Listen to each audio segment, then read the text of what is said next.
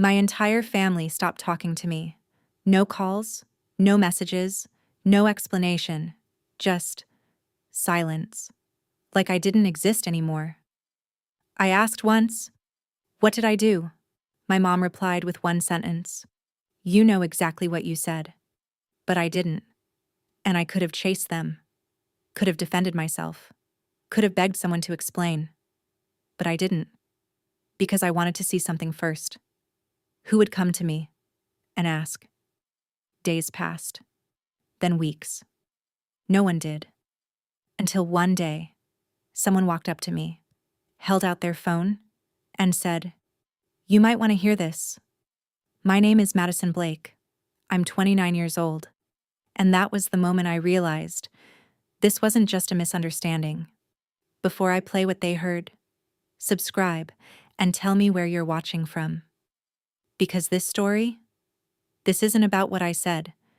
It's about who needed me to say it and why. It didn't start with a fight, no argument, no warning, just distance. I called my mom, no answer, texted my sister, left on read. Even my dad ignored me. At first I thought, maybe something happened, but then I realized something did happen. I just didn't know what. 2 days later, my mom finally replied, short, cold. "We need space right now." No explanation, no context. I stared at that message longer than I should have, because space usually follows something I didn't remember doing. I called again. This time, she answered. Barely. I asked directly, "What did I do?" And that's when she said it. "What you said about your sister was unacceptable." My chest tightened. "What are you talking about?" But she had already made up her mind. I tried explaining, tried asking for details. But every response sounded the same. "Don't pretend you don't remember." We heard it. Multiple people did. That's when confusion turned into something else.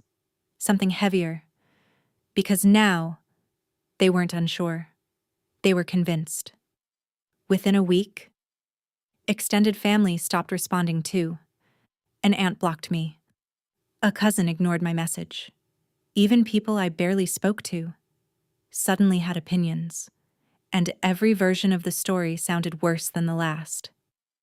She said it behind her back. She's been like this for years. And I kept thinking, none of this is real. At some point, I stopped calling, stopped texting, stopped defending myself, because defending something requires someone willing to listen, and no one was. So instead, I waited, not for forgiveness, for truth.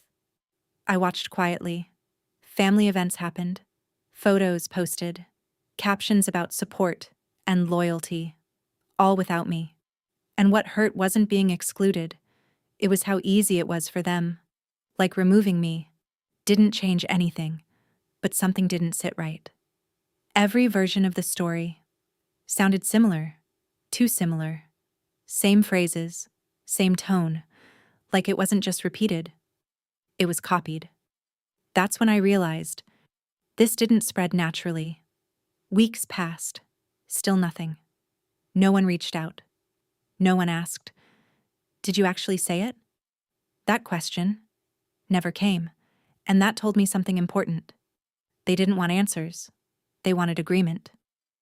Then one afternoon, I was at work, finishing up a shift, when someone I hadn't spoken to in months walked in, looked at me differently, not judging, curious. They walked over slowly, held out their phone, and said, "You might want to hear this." And for the first time, I felt something shift. If you think this recording clears everything, you're wrong. Because what it revealed was worse than the accusation. I took the phone slowly, didn't ask questions, didn't react, just pressed play. At first, background noise, voices, muffled, like it was recorded in a room full of people. Then, I heard it. My name, my voice, saying something I would never say, and my entire body went still. The recording continued, clearer now. She's always been like that. My voice, exactly my tone, my way of speaking, everything. Perfect. Except, I never said it. I knew it instantly, not because I remembered, but because it didn't feel like me. I replayed it, listened closer this time. The pauses, the tone, the way the sentence ended. And that's when I noticed it. Something was off. Too clean. Too perfect. Like it wasn't spoken. It was engineered. I played it again. This time, focusing on the background, because voices can be copied. But environments? Harder to fake. And suddenly, I caught it. A sound. Faint. But familiar. Something I had heard before. Inside our house. I lowered the phone slowly. Looked at the person who brought it. Where did you get this? They hesitated.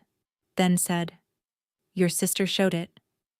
That word, sister, landed differently this time. Because suddenly, this wasn't just about what I said. It was about who needed me to say it. She said you recorded it yourself. I almost laughed. Not because it was funny, but because it was calculated. Clean. Convincing. Irrefutable. Unless you looked closer. I asked one more question. Did anyone else hear the full version? They shook their head. Just this part. Of course. Because context changes everything. And whoever made this didn't want context. Suddenly, everything from the past weeks made sense. The identical stories, the same wording, the confidence in their accusations. They weren't guessing. They were repeating. Repeating something they believed was proof. I handed the phone back. Calm. Steady. Thank you. No panic. No explanation. Because now, I didn't need to defend myself. I needed to understand one thing. How it was made. That night, I didn't call my family, didn't confront my sister, didn't say a word. Instead, I opened my laptop, sat down, and started going through something. I hadn't checked in years. Old files, old recordings, old conversations. Because I had a feeling. This voice didn't come from nowhere. If you think this recording was just edited, you're wrong. Because what I found next proved this was planned. That night, I didn't sleep. I sat at my desk, laptop open, scrolling through years of old files, voice notes, videos, random recordings I barely remembered making, because something about that clip felt familiar. Not the words, not the meaning, the voice pattern, like pieces of me, taken from somewhere else. I opened a folder I hadn't touched in years, labeled simply, Personal. Inside, dozens of short clips, voice notes, practice recordings, old messages I sent to myself, back when I used to rehearse presentations or record reminders. Normal things, private things, things no one else should have had. I played one, then another, then froze, because I heard it. A sentence. Not the same meaning, but the same tone, the same pause, the same ending. I played the fake recording again, then mine, back to back. And suddenly, it was obvious. The recording wasn't real. It wasn't one sentence, it was pieces. Cut, rearranged, built. My real voice, taken from different recordings, stitched together into something new, something believable, something damaging. And whoever made it had access to all of it. I leaned back slowly, thinking, because not many people knew about those files. Not many people even knew they existed, except someone who had used my laptop before, someone who had been in my room, someone who had time, access, and a reason. Then I looked at my sister. She looked away first, and that told me something. She wasn't confused. She was scared I was getting close. Then it came back, a random afternoon, months ago. My sister sitting at my desk, using my laptop. Mine's dead, I'll just use yours. I didn't think anything of it at the time. Why would I? She was family. But now, that moment felt different. I thought that was it. That I understood everything. But then she said something that made it worse. I didn't think they'd believe it that fast. I froze. What do you mean? She looked down. I thought at least someone would ask you first. Silence. But no one did. She almost smiled when she said it. And that's when everything changed again, because this wasn't just about what she did. It was about how easily everyone accepted it. This wasn't last minute. This wasn't emotional. This was planned. She didn't just make one clip. She went through files, selected pieces, built a narrative, then waited. Waited for the right moment to release it. And that's when I realized something worse. The recording didn't appear randomly. It showed up right before. Family tension, arguments, stress. Mom already overwhelmed. Dad already distant. Perfect timing, because people believe things faster. When emotions are already high. It worked because it sounded real. Because it was my voice. Because it confirmed what people were ready to believe. And most importantly, because no one questioned it. Not one person asked, "Is this complete? Is this edited? Is this real?" They just accepted it. I closed my laptop slowly, sat there in silence, because now I knew everything. How it was made, who made it, why it worked. But the real question wasn't, do I confront her? The real question was, do I prove it? And I already knew the answer. If you think I exposed her immediately, you're wrong. Because what I did next made sure no one could deny the truth. I didn't go to her room, didn't text her, didn't even look at her differently the next morning. Because confronting her alone wouldn't change anything. She would deny it, twist it, turn it into something else. And I already knew. She was good at controlling the narrative. So instead, I did the opposite. I stayed quiet. I sat down again that night, opened every file, every recording, every original clip, and started matching them, piece by piece, sentence by sentence. Because if she built the lie, I was going to rebuild the truth. Not emotionally, technically. I lined them up side by side, original recordings, and the fake one, listening carefully, slowing them down, comparing tones, pauses, breaths, and it became clear. Every word in that clip came from somewhere else. Not one full sentence existed naturally. It was all constructed. Then I did something simple, but powerful.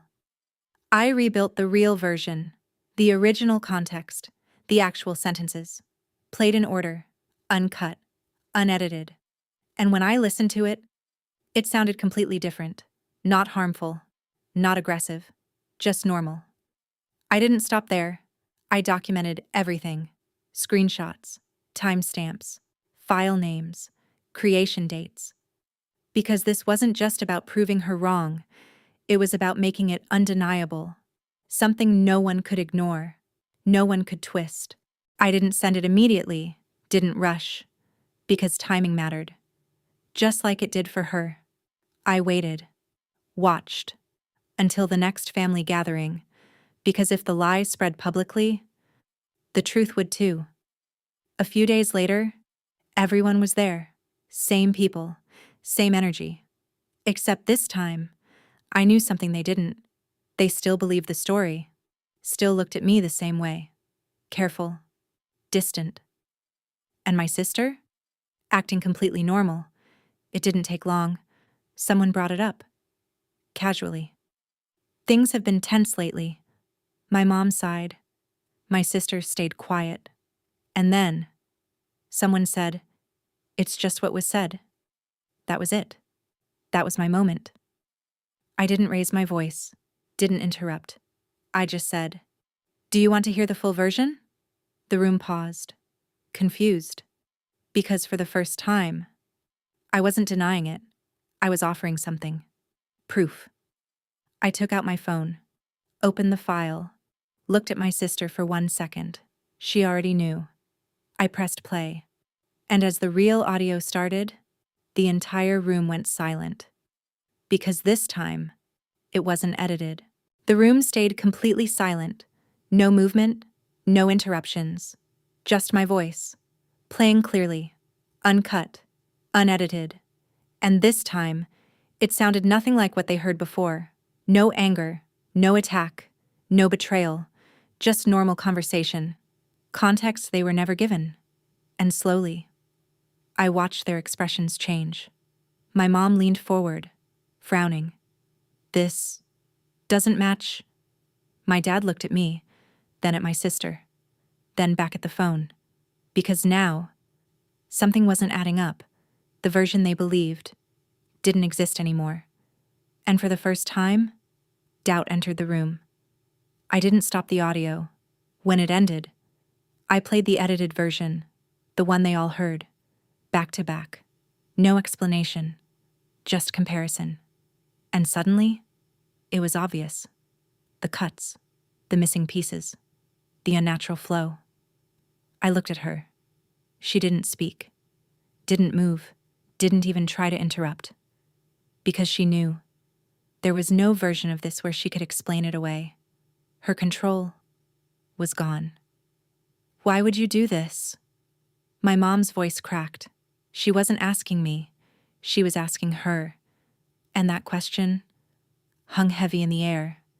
Because now, this wasn't about misunderstanding. It was about intention. My sister looked at me one last time, not nervous, not scared, calm. Then she said, "I knew they'd believe it." Silence. I stared at her. "You were that sure?" She nodded. "They've always believed the worst version of you, when it's convenient." That hit harder than anything else, because in that moment, this stopped being only about her. It became about all of them. My dad shook his head slowly. "So you made her look worse? To prove that?" She didn't answer, didn't defend herself, because there was nothing left to defend. The truth had already spoken. No one argued. No one raised their voice. Because the damage wasn't loud. It was quiet, heavy, unavoidable. And for the first time, they weren't looking at me like the problem. They were looking at her.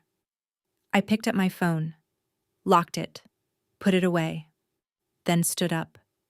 No speech, no final argument. Because I didn't need one. The truth had already done everything I needed it to do. I walked toward the door. And just before leaving, I said one last thing. I didn't stay quiet because I was weak. Pause.